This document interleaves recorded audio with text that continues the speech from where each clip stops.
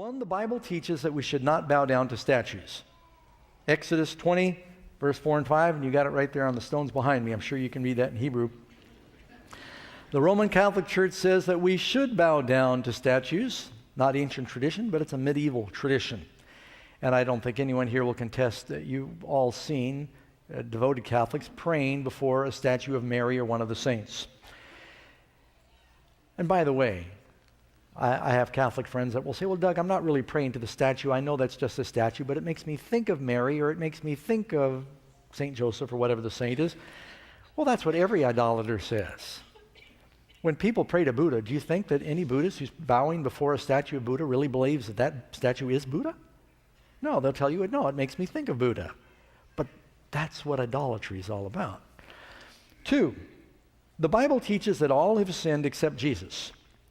And by the way, that's Romans 3:10 through 12, Hebrews 4:15. The Roman Catholic Church teaches that also Mary was sinless.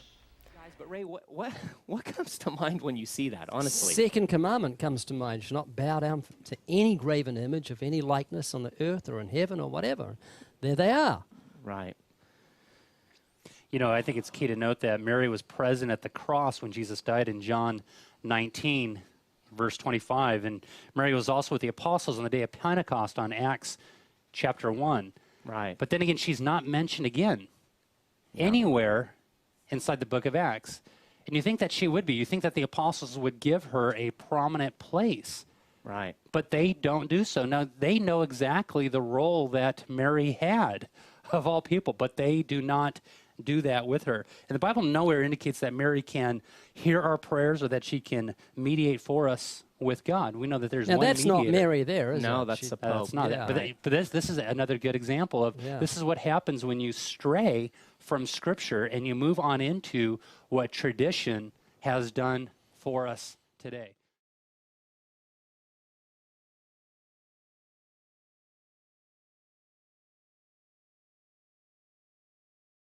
The seventh day of the week is the Sabbath of the Lord.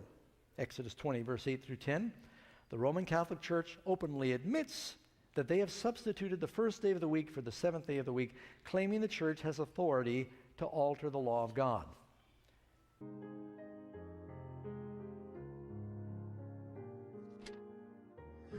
Sunday, the first day of the week. Saturday, the seventh day of the week. Dictionaries record the seventh day is Saturday.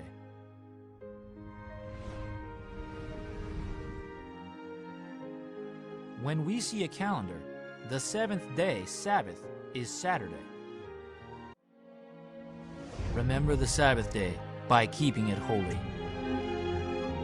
People of God should keep the Sabbath day, which God appointed as a service day.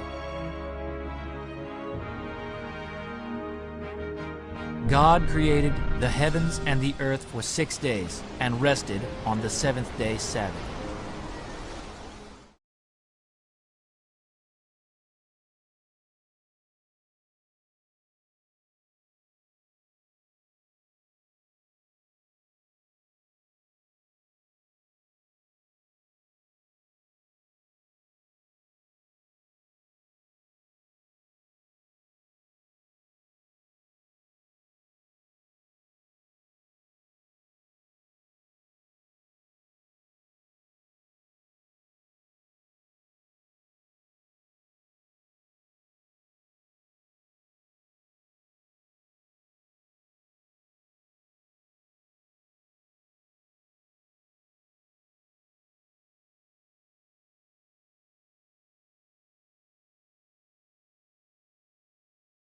Vatican Secret Archives is a vast underground space that contains over 50 miles of shelving that has documents pertaining to the Church, the Pope, and everything you can imagine involving Catholicism. Obviously, with a name like Secret Archives, you would assume that this area was well protected and that nobody outside of the Church could enter it. But this hasn't been the case since the late 19th century, when Pope Leo XIII opened the archives to researchers around the world. These archives have been around since the early 1600s, so it's entirely possible that the Vatican removed certain pieces of documentation before opening it to researchers. Also, certain parts of the Vatican Secret Archives actually do remain a secret. Anything dating past 1939 cannot be viewed by the public, and there are other documents that are even older than this that cannot be seen by anyone. The Vatican have always been selective with what they share to the public, so it's hard to imagine that they didn't get rid of the documentation that was controversial and would have shed a bad light on the church. Certain conspiracy theorists have speculated what the church are hiding from the public, and these range from information about Jesus to information about the strange death of John Paul I. It's hard to imagine what the Vatican are hiding from the public and what documents they don't want you to see, but they are definitely down there. We saw a glimpse of this in 2012 when a number of documents were leaked to the public that contained compromising information about the church, including proof of corruption, blackmail, and more. This was simply one leak, and it revealed a lot about the Vatican and their dealings, so it's hard to imagine how much would have been exposed about the church if one day everything was released. Obviously, it's hard to say for sure, but it would almost definitely be a lot more than what people thought.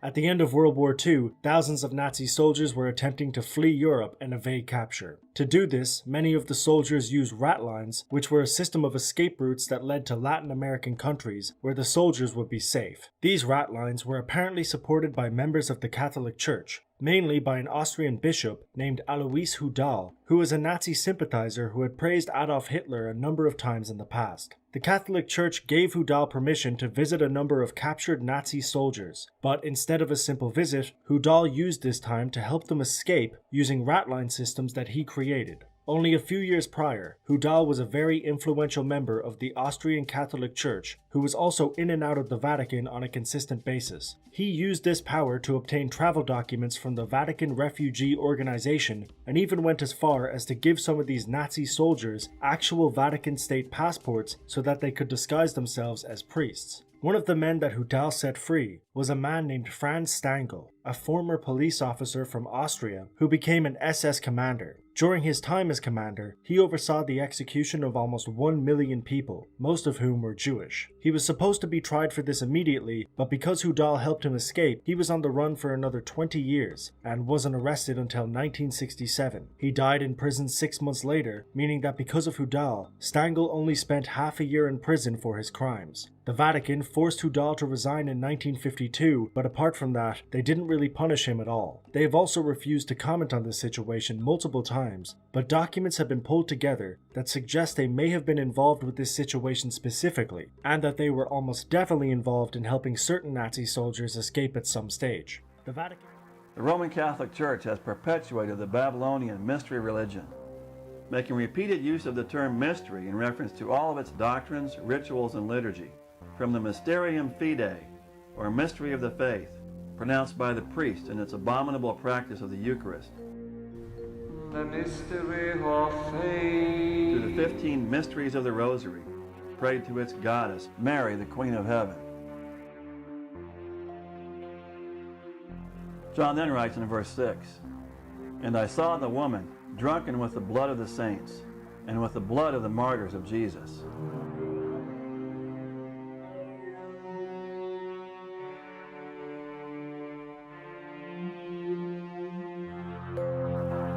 The Roman Catholic Church is the entity and organization that has the blood of millions of true Christian martyrs on its hands, and a well-documented and undeniable history of many centuries of the most barbarous and cruel forms of torture imaginable inflicted on those martyrs, having mercilessly butchered, burned, and buried many more million Christian martyrs than pagan Rome ever dreamed of doing.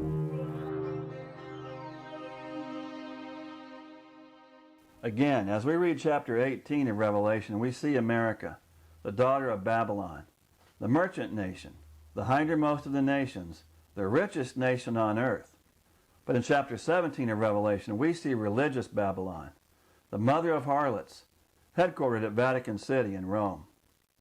We see this harlot religious system, which is Rome, riding on the beast of a global military empire. And that empire is the revived Roman Babylonian Empire, what is now the American Empire that Rome helped finance and helped her daughter America to build. I want to thank His Holiness Pope Francis. There have been many who have identified America as Babylon in Revelation 18. But where others have gone wrong and missed the mark, was in failing to show the connection between America and the Vatican in Rome. That America itself has not only come to be controlled by the Vatican through its military arm, the Jesuit order, but that in fact America was from its inception established for an instrument of global domination, and not so much by the Freemasons or the Illuminati, but by the unseen hand that controls those front organizations and uses them to suit its purposes, that being the Superior General of the Jesuit order, headquartered at the Vatican in Rome.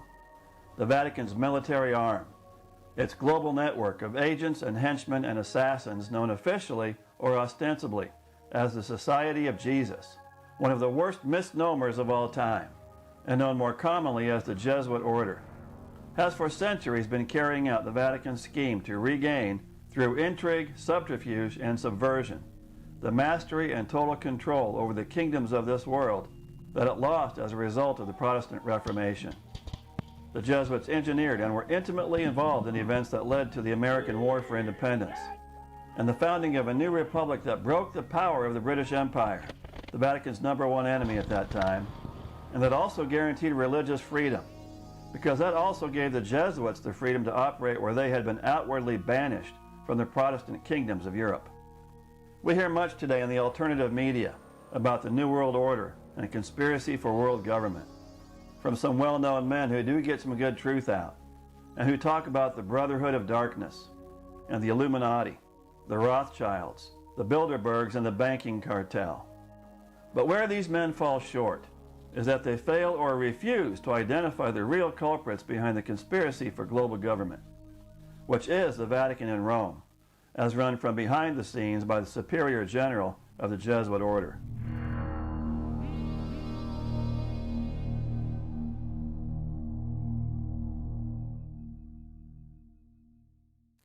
Today's exposers of the New World Order talk about Adam Weishaupt as the founder of the Illuminati in 1776.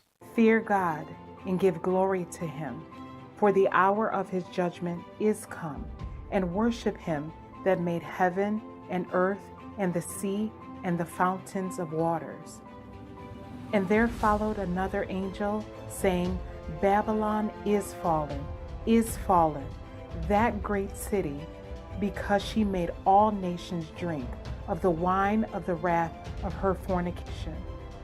And the third angel followed them, saying with a loud voice, If any man worship the beast and his image, and receive his mark in his forehead or in his hand, the same shall drink of the wine of the wrath of God, which is poured out without mixture into the cup of his indignation. And he shall be tormented with fire and brimstone in the presence of the holy angels and in the presence of the Lamb.